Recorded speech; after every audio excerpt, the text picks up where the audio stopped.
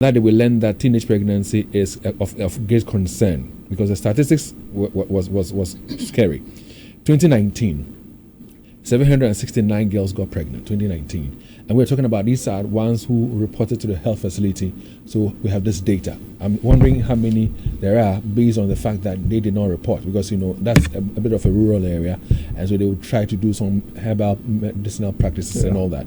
So 2019, 769 girls got pregnant, teenage pregnancies. In 2020, 812 girls got pregnant. 2021, it was 829. I'm sure that because of COVID, they were home at that time, so they did more of such engagements. So 2020, 812, 2021, 829, then 2022, 716. Then 2023, it was 621. So it's disturbing. I don't know what you make of these teenage pregnancy figures from your district. Yeah, quite a scary data you have. It's scary because, like you said, teenage. These are teenagers, and they are expected to be taken over from the older generation. And so, if at this stage of their lives they're getting pregnant, and it's, you see, in a district like ours, it's not your Kumasi or Accra or whatever. That's someone gets pregnant and the family takes it and say, okay.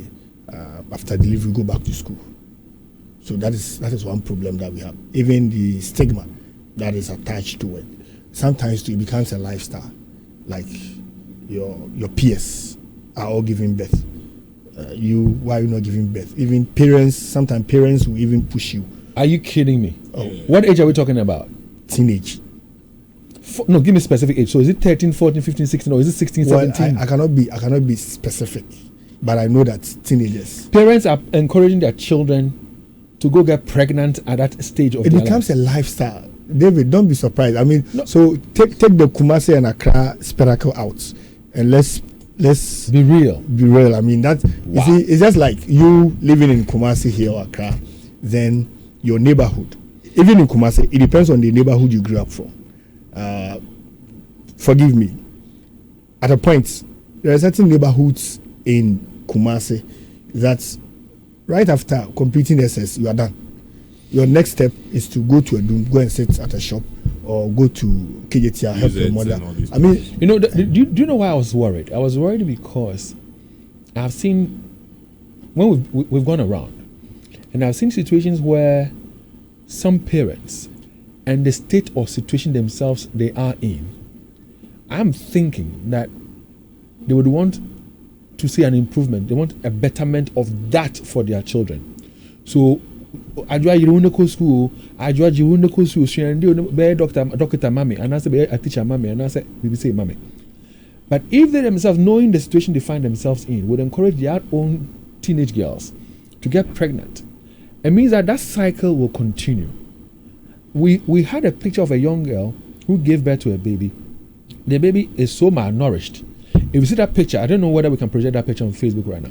If you see that picture and your heart doesn't sink or break, then I don't think you'll be a human being.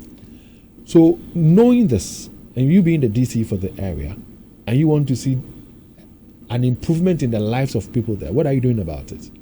Okay, so David, before I come to that question, researchers will tell you, I know you're a researcher yourself, that before you embark on any research, there are certain factors you take into consideration, being the geographical factors and the socio-political and socio-cultural factors.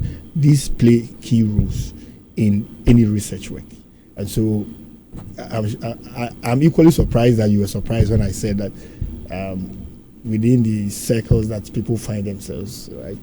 Your age group, your peers, the people you associate with, whatever they are interested in, indirectly you get interested in.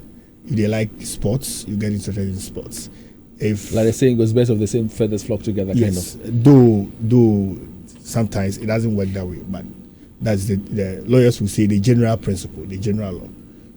So you try to, in fact, they will sway you. There's this profound statement my father made to me some years back. I'm a church boy, And so at a point, I stopped going to church, and my friends and I would go and play soccer on Sundays.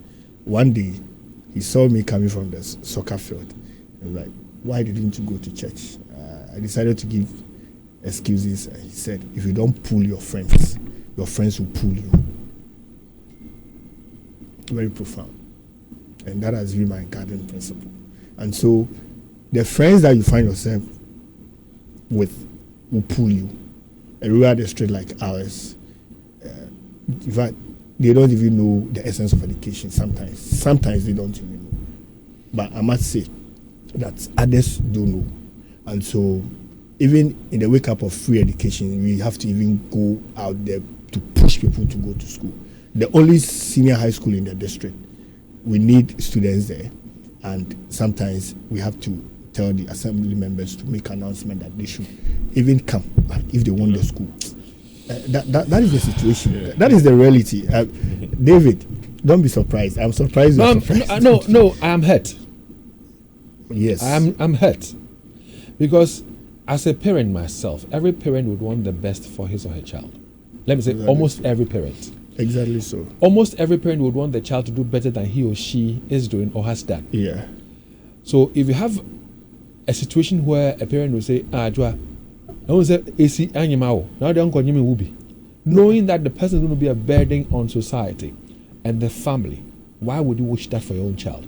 Now, I know that for the girls who are being impregnated by these men, the men are even not being responsible for the pregnancies and the women. Exactly. You know, and per our laws, if you sleep with a minor below 16, you have committed an offense. Yeah, sometimes the men are even under